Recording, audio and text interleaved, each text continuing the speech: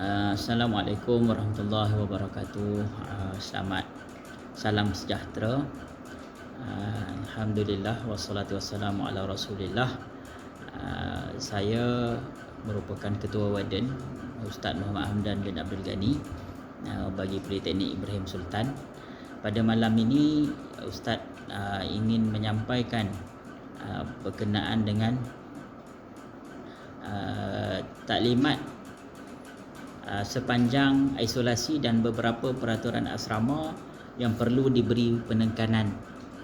Jadi seperti semua sedia maklum, pandemik COVID-19 menyebabkan berlakunya norma baru, dan dalam norma baru ni antara perkara yang memberi kesan kepada kita adalah bagaimana pengambilan pelajar, pendaftaran sesi pelajar sesi pada Disember 2020 melalui satu proses yang dinamakan proses isolasi.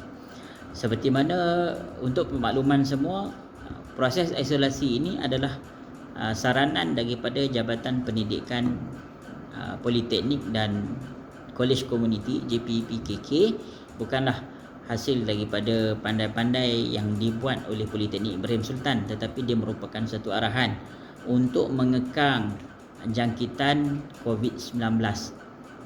Jadi kita harap kepada semua pelajar, semua penghuni asrama, penghuni kolej kediaman memahami situasi yang berlaku pada hari ini. Di sini Ustaz ingin berkongsi berkenaan dengan garis panduan tata cara pengasingan pelajar ataupun yang kita sebut sebagai isolasi.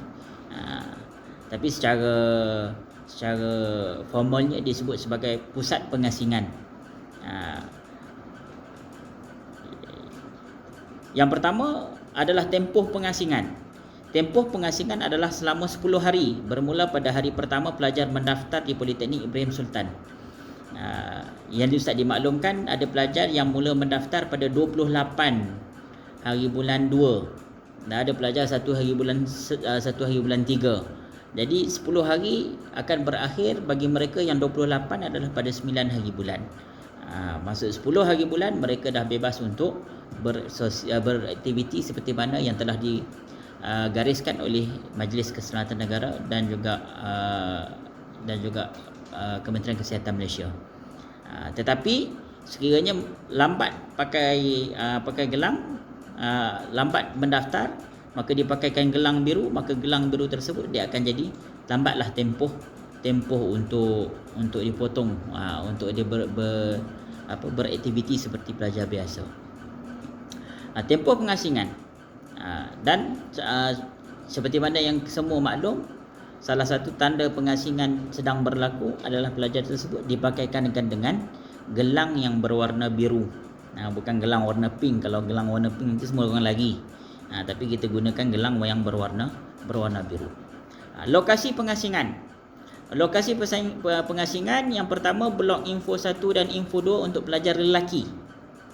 Semester 1. Pelajar baru akan diisolasikan di info 1, dan high 10 di blok high 10, blok arah 1 sehingga arah 4 bagi pelajar perempuan, termasuk pelajar junior dan juga pelajar senior.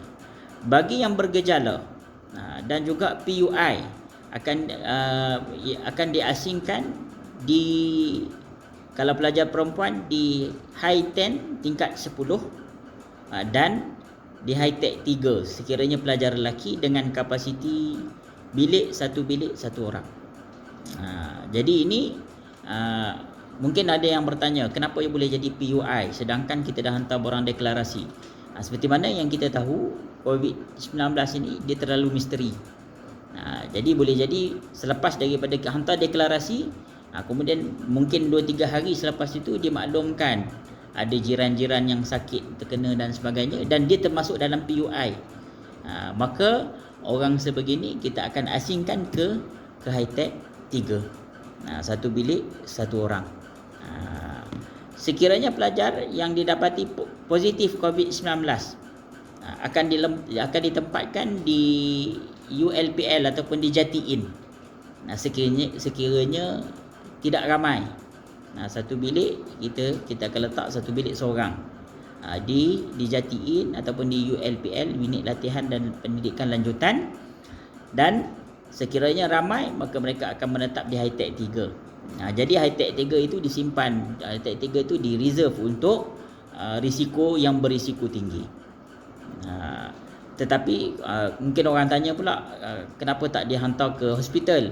Ini kita melihat kepada situasi yang berlaku. Ada yang positif COVID tetapi mereka dikehendaki untuk membuat kuarantin secara kendiri di rumah masing-masing. Jadi kita beranggapan sekiranya itu yang berlaku, maka perancangan kita adalah di Hi-Tech 3 dan juga di Hi-10 tingkat 9 ataupun tingkat 10. Tetapi sekiranya dia dibawa pergi ke tempat ke hospital, maka itu kita serah kepada Kementerian Kesihatan Malaysia.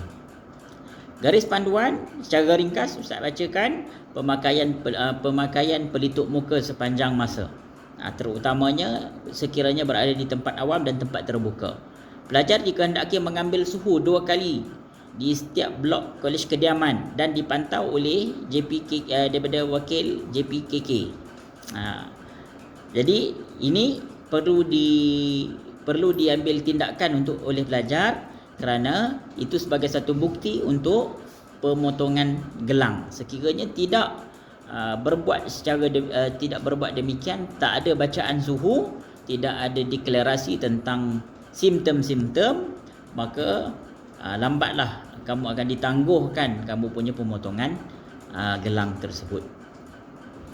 Pematuhan penjarakan fizikal sekurang-kurangnya 1 meter daripada individu lain. Ini yang tidak berlaku sekarang. Kita nampak sekiranya kalau ada tempahan makanan, duduk bersembang dekat-dekat, rapat-rapat dan sebagainya, maka ini perlu dielakkan.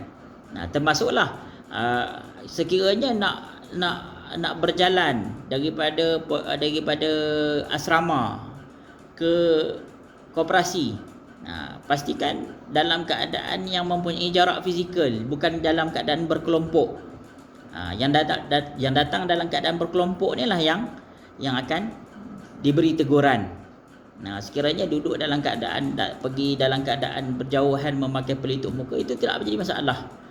Bukanlah kita kata isolasi ni sebagai satu kuarantin, tapi bukan kuarantin.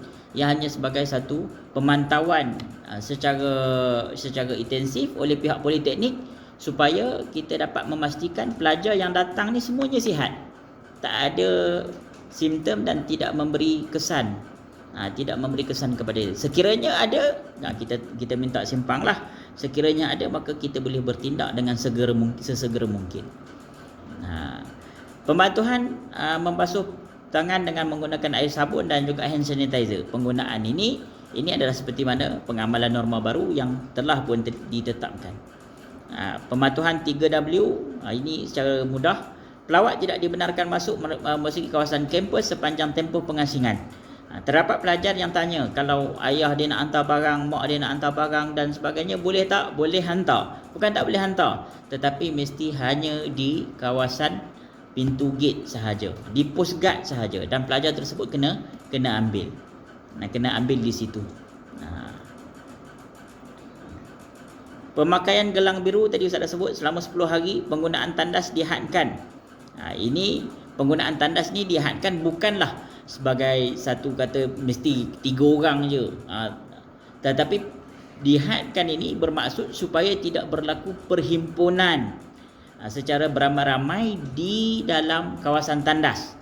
Ada kadang-kadang kawasan tandas tu ada orang dia nak membawang lah, dia nak menyembang pasal assignment lah, apalah, sembang tempat lain. Jadi kita tak nak, sebab tempat tersebut diklasifikasikan sebagai sempit. Tapi kalau penggunaan tandas tak ada masalah. Penggunaan tandas sekiranya terlalu ramai, maka baliklah bilik dulu. Cuma kalau penggunaan bilik mandi, tapi kalau penggunaan tandas, kalau kecemasan tak ada masalah, gunalah tandas mana-mana. Pastikan tidak ada berlaku perhimpunan sahaja. Begitu juga dengan bilik basuh, pastikan tidak berlaku perhimpunan, dan bilik rekreasi juga tidak dibuka sepanjang tempoh pengasingan. Kenapa tak buka? Supaya tidak berlaku perhimpunan. Seperti mana Ustaz sebut, tempoh isolasi ini adalah untuk kita memantau tahap kesihatan pelajar. Oleh kerana itu, kita nak mengurangkan risiko, kita tak tahu. Sebab kita datang daripada berbagai tempat, berbagai zon, berbagai warna zon. Jadi untuk memastikan tempoh 10 hari ini supaya tidak berlaku apa-apa jangkitan, maka kita akan kita tidak membenarkan aktiviti dalam bentuk perhimpunan. Surau tidak dibuka sepanjang tempoh pengasingan. Surau ni di Hi-Ten sahaja. Sebab info blog high-tech tidak ada surau. Masjid, walaupun begitu, masjid dibenarkan beroperasi mengikut SOP Jabatan Agama Islam yang telah ditetapkan oleh Jabatan Agama Islam. SOP terkini menetapkan sebanyak 100 orang jemaah boleh menunaikan solat pada solat 5 waktu. Kebiasaannya solat di masjid kita tak sampai pun. Nak dapat 40 orang pun sedih. Jadi solat tak ada masalah. Cuma solat Jumaat kita tak benarkan lagi sebab dia berlaku percampuran dengan orang luar. Jadi kita hold dulu 10 hari. Selama 10 hari kita tak benarkan dalam tempoh tersebut tidak dibenarkan lagi solat Jumaat. Yang lain tak ada masalah. Solat lain tak ada masalah. Lepas daripada ni hari Ahad kemungkinan ada kuliah, maka datanglah, tak ada masalah. Kuliah itu tapi dalam keadaan mematuhi SOP yang telah ditetapkan. Pembelian makanan adalah take away sahaja, tak ada makan, tak ada dining in.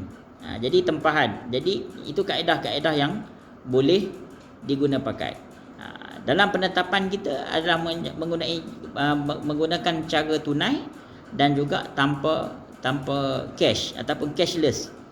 Cuma perkara tersebut perlu berbincanglah dengan pihak penyedia makanan ataupun pembekal makan. Pematuhan penghantar makanan melalui Food Panda, Food Runner dan GrabFood tidak dibenarkan. Ini supaya kita katakan supaya tidak berlaku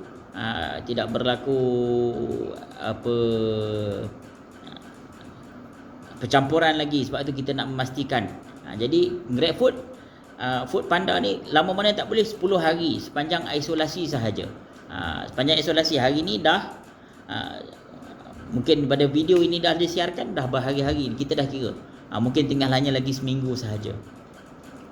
Pergerakan pelajar adalah terhad dalam kampus dan tidak dibenarkan keluar daripada premis Politeknik Ibrahim Sultan sepanjang tempoh pengasingan. Tak boleh keluar. Boleh tak berjalan, nak pergi ke kantin, boleh, tak ada masalah. Nak pergi ke JRKV, contoh kelas.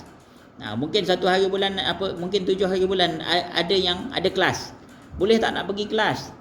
Nak pergi kelas sebab mungkin capaian internet tak dapat. Boleh pergi, tetapi dengan mematuhi SOP yang telah ditetapkan. Dan dalam tempoh-tempoh tertentu. Contohnya sebagai ada kawasan larangan yang menjadi zon larangan pada waktu malam. Sebagai contoh, kawasan-kawasan akademik yang menjadi kawasan larangan pada waktu malam, maka itu tidak dibenarkan. Kawasan lain, kalau kata ada orang nak pergi masjid untuk pergi kelas, boleh, tapi pastikan tidak berlaku perhimpunan. Kalau berlaku perhimpunan akan diberi teguran. Tidak dibenarkan berkumpul atau melaksanakan aktiviti secara berkumpulan. Ini yang diterangkan tadi. Pemotongan gelang adalah pada hari ke-11 sekiranya tidak bergejala. Pergerakan normal dan pematuhan SOP setelah tamat proses pengasingan. Selepas daripada 10 hari, maka proses kita mengikut SOP yang telah ditetapkan oleh pihak MKN.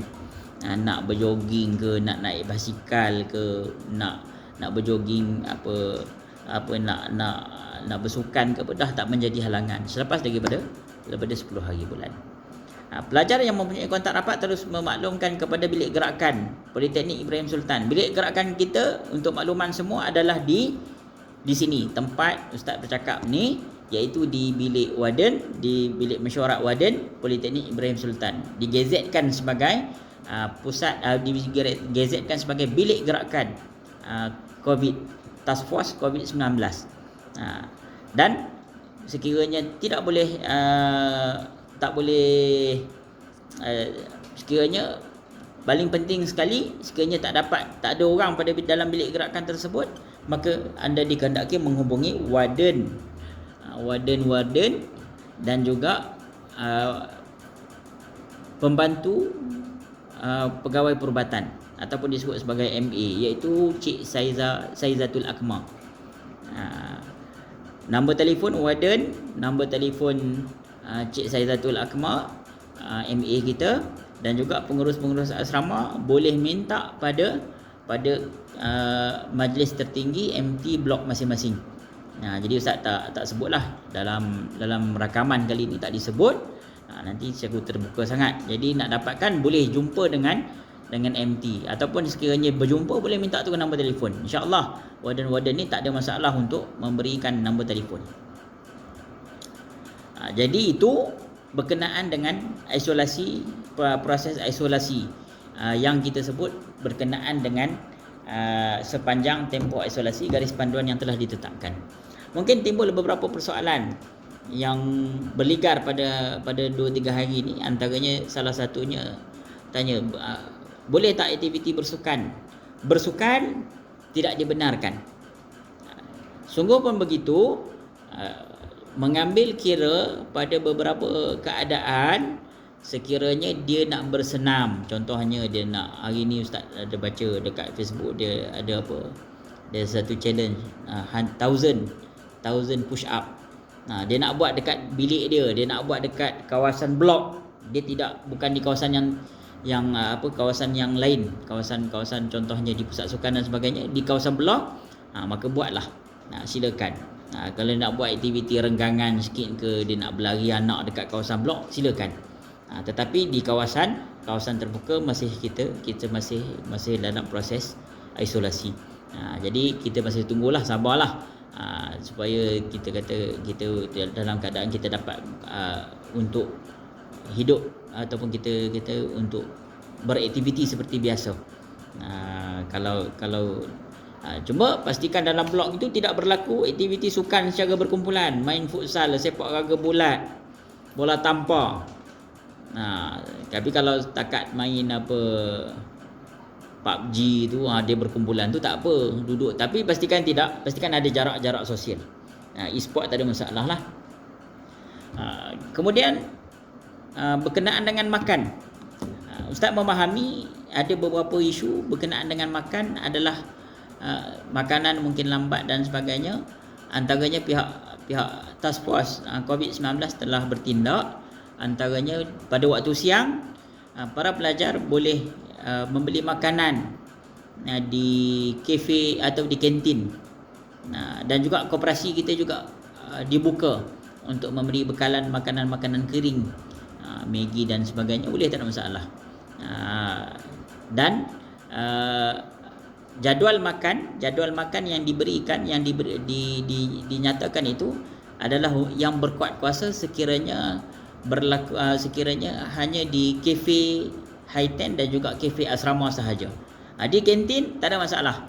Sepanjang mana kantin tu buka, boleh pergi, tapi pastikan pergi dalam keadaan tidak berkelompok.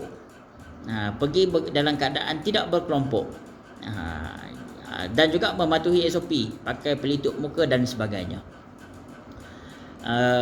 Antara isu lain yang disebut, mungkin sikit berita baik, Ustaz dimaklumkan ada orang yang mempunyai masalah keuangan, tak dapat keluarkan duit.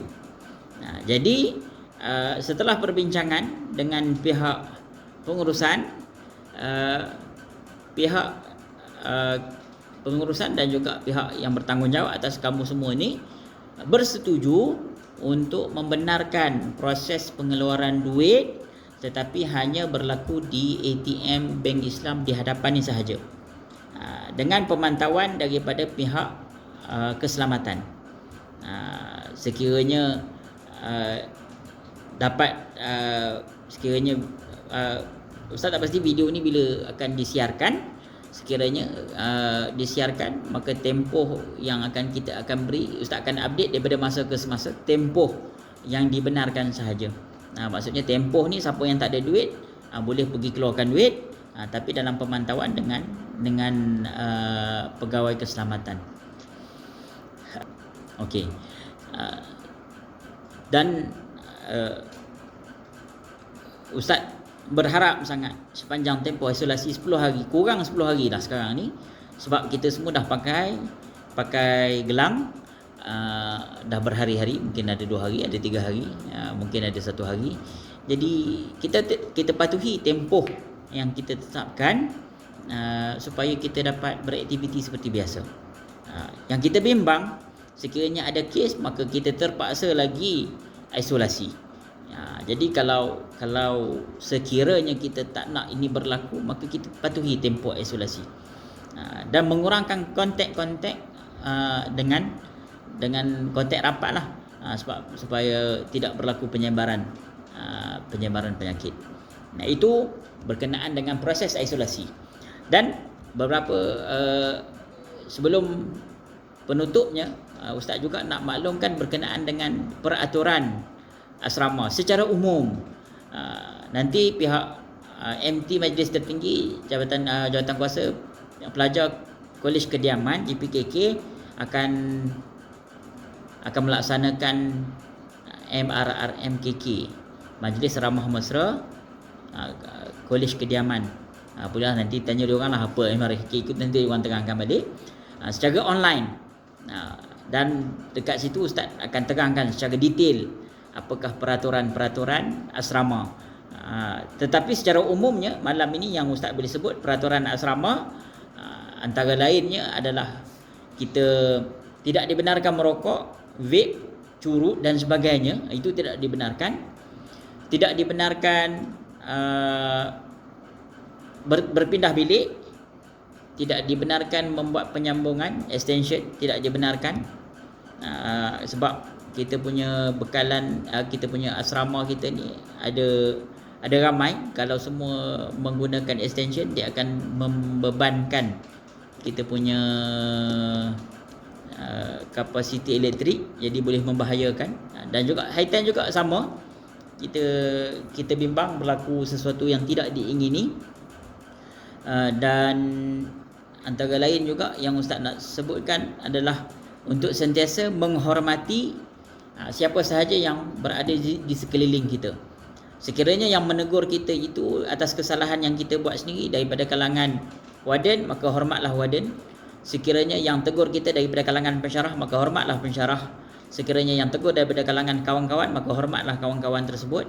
Sekiranya yang menegur kita itu mungkin daripada pegawai keselamatan, maka hormatlah. Kerana kita hidup di dunia ini, perlu saling menghormati. Jadi itu sahaja daripada Ustaz. Sekiranya ada sesi soal jawab, Ustaz akan beri maklum balas selepas daripada video ini. Dan maklum balas itu Ustaz akan sampaikan dengan sesegera mungkin. Itu sahaja. Aku ulun qauli hadza wa astaghfirullahal azim li wa lakum. Wabillahi taufiq wal hidayah. Wassalamualaikum warahmatullahi wabarakatuh.